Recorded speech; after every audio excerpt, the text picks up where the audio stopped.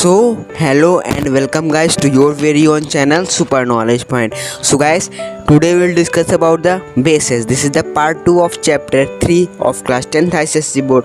The name of that chapter is acid, bases and salt. So guys, as you all know, this is the part 2 of class 10th ICSE board, acid, bases and salt. So guys, please watch the video till the end and don't skip it so you will understand all the topic of class 10th ICSE basis, all the important terms and all the classification easily. So guys, let's begin our video without any delay.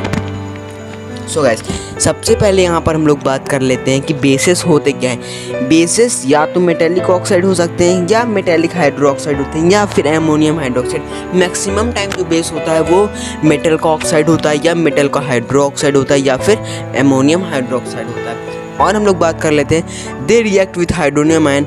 जब ये they react with acids hydronium ion तो क्या बनाते हैं, salt water, मतलब क्या बनाते हैं, सॉल्ट और वाटर को बनाते हैं। और जो बेसिक ऑक्साइड होता है वो मेटेलिक ऑक्साइड होता है जो कि O2 कंटेन करता है, और जो बेसिक हाइड्रो ऑक्साइड होता है वो OH माइनस कंटेन करता है। और जो एल्कलीज होते हैं, an alkali is a basic hydroxide which will dissolve in water to produce hydroxyl ion. मतलब जब एल्कलीज को हम लोग बेसिक हाइड्रो ऑक्साइड में डिजॉल्व करते हैं तो वो क्या बनाता है, वाटर में डिजॉल्व करते हैं तो क्या बनाता है, हाइड्रोक्सिल आयन। ओके, तो आई होप आपको समझ में आएगा। चलिए आगे बढ़ते हैं। मैं यहाँ पर आपको एक फैक्ट बता देता हूँ। Soluble bases are alkali. All alkali, जितने भी सॉल्युबल बेसिस होते हैं वो अल्कली होते हैं। ऑल अल्कली, जितने भी अल्कली हैं, याद रखिए।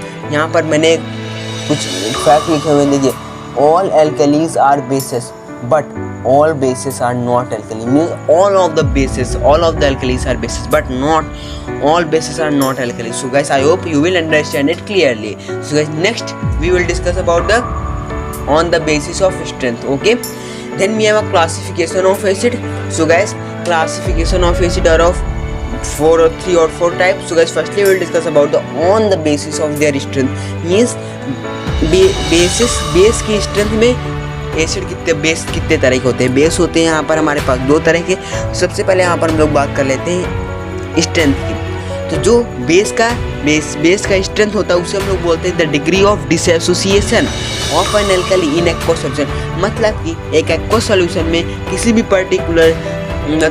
पर्टिकुलर एल्कली का कितना डिसएसोसिएशन होता है उसे हम लोग बोलते हैं at degree of bases of strength. तो गाइस, आपको समझ में आएगा कि इस बेस का स्ट्रेंथ क्या होता है। तो चलिए यहाँ पर हम लोग बात कर लेते हैं उसके बेसिसिटी के बेसिस पर या स्ट्रेंथ के बेसिस पर। यहाँ पर हमारे 2 क्लासिफिकेशन है, पहला है स्ट्रॉन्ग बेस एंड दूसरा है वीक बेस। तो आई होप आपको समझ में आएगा। चलिए अब हम लोग इनके बारे में डिस्कस करते हैं।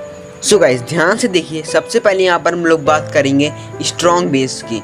स्ट्रॉन्ग बेस क्या होता है, ये कम्प्लीटली आयनाइज करता है और हाइड्रोक्सिल आयन बनाता है। जब हम लोग इसे एक्वा सॉल्यूशन में डालेंगे, लेट सपोज ये है हमारा एक्वा सॉल्यूशन, और इस एक्वा सॉल्यूशन में हम लोग एसिड को यहाँ पर डालते हैं, मतलब बेस को डालते हैं, तो वो क्या करेगा, हाइड्रोक्सिल आयन बनाएगा और कंप्लीट आयनाइज हो जाएगा। तो आई होप आपको समझ में आएगा। तो पहला एग्जांपल है यहाँ पर हमारे पास पोटेशियम हाइड्रोक्साइड का। देखिए यहाँ पर लिखा हुआ है पोटेशियम हाइड्रोक्साइड। ये क्या देगा, K1+ एंड OH माइनस, मतलब पोटेशियम 1+ होता है और हाइड्रोक्साइड 1 माइनस होता है। यहाँ पर आप लोग ने देखा ही था क्या होता है, हाइड्रोक्साइड क्या होता है, यहाँ पर हमारे पास OH माइनस। तो वही चीज़ यहाँ पर हमको बताना है। उसके बाद होता है NaOH। Na में सोडियम हाइड्रोक्साइड में Na1+ होता है और हाइड्रोक्साइड OH माइनस होता है। तो आई होप आपको समझ में आ रहा होगा। चलिए आगे बढ़ते हैं। अगला हमारा दूसरा टाइप है वो है वीक बेस। वीक बेस क्या होता है, जब हम लोग इसे किसी एसिड में डालते हैं तो ये इसका कंप्लीट आयनाइजेशन नहीं होता है और ना ही ये हाइड्रोक्सिल आयन प्रोड्यूस करता है। तो मतलब ये वीक है, कमज़ोर है। बेस अगर कमज़ोर है तो वो ना हाइड्रोक्सिल आयन प्रोड्यूस करेगा, ना अच्छे से आयनाइज हो पाएगा। तो आई होप आपको समझ में आएगा। यहाँ पर हम लोग बात कर लेते हैं NH4OH। NH4OH में यहाँ पर हम लोग को सबसे पहले NH4 मिलेगा। NH4 क्या होता है, हमारे पास अमोनिया होता है और हाइड्रोक्साइड। OH क्या होता है, हाइड्रोक्साइड। ये प्लस में होता है, ये माइनस में होता है। वहीं पर कैल्शियम हाइड्रोक्साइड का होल्ड OH की बात करें तो यहाँ पर क्या होगा, Ca2+ होता है और हाइड्रोक्साइड 2- होता है। तो आई होप आपको समझ में आएगा। तो गाइस, अगर आपको समझ में आएगा तो चलिए आगे बढ़ते हैं। अगर आपको अभी नहीं समझ में आए तो आपको वीडियो पीछे कर लीजिए, रिज्यूम कर लीजिए और दोबारा से देखिए तो आपको समझ में आ जाएगा, क्योंकि मैंने यहाँ पर क्लियर समझा दिया। उसके बाद हम लोग बात करते हैं, जो अगला हमारा क्लासिफिकेशन आता है वो आता है on the basis of concentration. Basis के कंसंट्रेशन पर जो इसका क्लासिफिकेशन है वो कितनी तरह का, वो 2 तरह का होता है। ऑब्वियसली इस बात है 2 तरह का होगा, लेकिन यहाँ पर हम लोग बात कर लेते हैं कंसंट्रेशन क्या होता है। मीन्स यहाँ पर मैं आपको क्लियर समझा देना चाहता हूँ। सो गाइस, चाहे हम लोग यहाँ पर बात करें बेसिस की कंसंट्रेशन की या फिर हम लोग बात करें एसिड की कंसंट्रेशन की, तो मैं अब आपको बताने जा रहा हूँ कि कंसंट्रेशन ऑफ बेसिस क्या होता है। मतलब कि यहाँ पर कंसंट्रेशन का मतलब होता है ये है हमारा एक कंटेनर, इस कंटेनर में इतना वाटर है, ये क्या है हमारे पास, ये हमारे पास वाटर है, लिक्विड है, एक्वा सॉल्यूशन है। इसमें अगर हम लोग 1 मॉलिक्यूल ऑफ एसिड डालते हैं, क्या guys, 1 molecule of acid okay guys, तो इसमें हमने क्या किया, 1 मॉलिक्यूल ऑफ एसिड डाला। तो लेट्स सपोज ये है हमारा वो 1 मॉलिक्यूल ऑफ एसिड। अब हमने डाला, अगर ये इसमें मतलब हमने 1 मॉलिक्यूल ऑफ एसिड डाला और इसका कंसंट्रेशन ज़्यादा हो गया तो इसे हम लोग क्या बोलेंगे, कंसंट्रेटेड एसिड या कंसंट्रेटेड बेस। और अगर उसका कंसंट्रेशन कम हो पाया, ये है हमारा लिक्विड और एक बेस है, उसका कंसंट्रेशन क्या हो पाया, कम हो पाया, तो उसे हम लोग क्या कहेंगे, इसका कंसंट्रेशन कम हो पाया तो इसे हम लोग क्या बोल देंगे, मतलब कि डाइल्यूट एसिड या डाइल्यूट बेस। तो आई होप आपको समझ में होगा। तो चलिए आगे देखते हैं। तो यहाँ पर मैं आपको समझा रहा था, ओके। उसके बाद हम लोग बात करते हैं कितने टाइप के होते हैं। ओके गाइस, तो यहाँ पर आप लोग ध्यान से देख सकते हैं, आपको दिख रहा है कंसंट्रेटेड एसिड क्या होता है। कंसंट्रेटेड एल्कली, तो हम लोग बेस को एल्कली भी बोलते हैं। तो कंसंट्रेटेड एल्कली क्या होता है, an alkali solution having relatively high percentage of alkaline, मतलब एक एल्कली के एक सॉल्यूशन है जिसमें हमने एल्कली डाला और अगर उसका हाई परसेंटेज है, मतलब ज़्यादा कंसंट्रेट हो गया उसी एक को सॉल्यूशन में, तो उसे हम लोग क्या बोलते हैं, कंसंट्रेटेड एल्कली। और डाइल्यूट की बात करें, an alkali solution having a relatively less percentage, मतलब कम कंसंट्रेशन, लेस परसेंटेज मतलब कम कंसंट्रेशन, तो हम लोग क्या बोलते हैं, उसे डाइल्यूट एसिड बोलते हैं। तो कैसे होगा आपको ये भी समझ में होगा। चलिए हम लोग बात कर लेते हैं on the basis of acidity. Acidity के बेस पर बात करें तो हमारे पास बेस 3 तरह के होते हैं, मोनो एसिड एल्कली और बेस, डाई एसिड एल्कली या डाई एसिड बेस, और तीसरा होता है ट्राई एसिड बेस और या ट्राई एसिड एल्कली।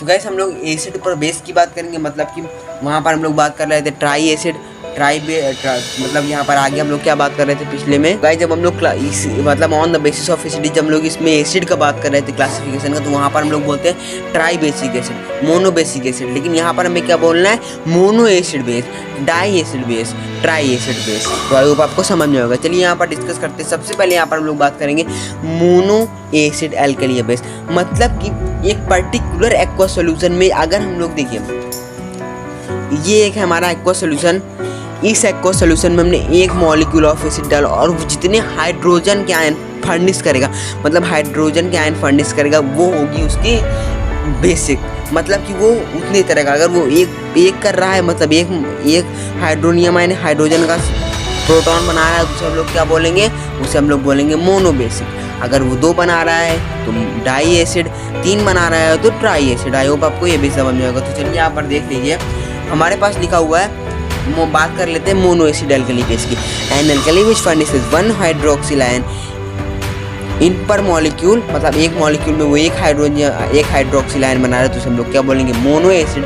यहाँ पर डिफिनेशन लिखा होगा LiOH गिव्स Li + OH, तो ये इजी था। डाई एसिड की बात कर लेते हैं, ये भी इजी है। An alkali which furnish 2 hydroxyl ion in per molecule, मतलब एक मॉलिक्यूल में 2 हाइड्रोक्सिल बना रहा है, तो उसे हम लोग क्या बोलेंगे, उससे हम लोग बोलते हैं डाई एसिड। तीसरा क्या है हमारे पास, ट्राई एसिड।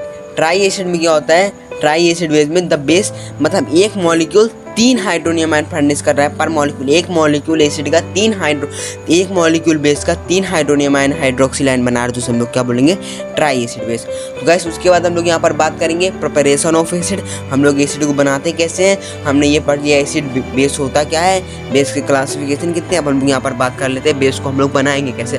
तो सबसे पहले होता है फ्रॉम मेटल। लेट सपोज यहाँ पर हमारे पास दिया गया सोडियम और ऑक्सीजन, इसको जब हमने बोला, मतलब इसको हमने रिएक्ट करवाया, तो ये हमारा क्या होगा, सोडियम ऑक्साइड।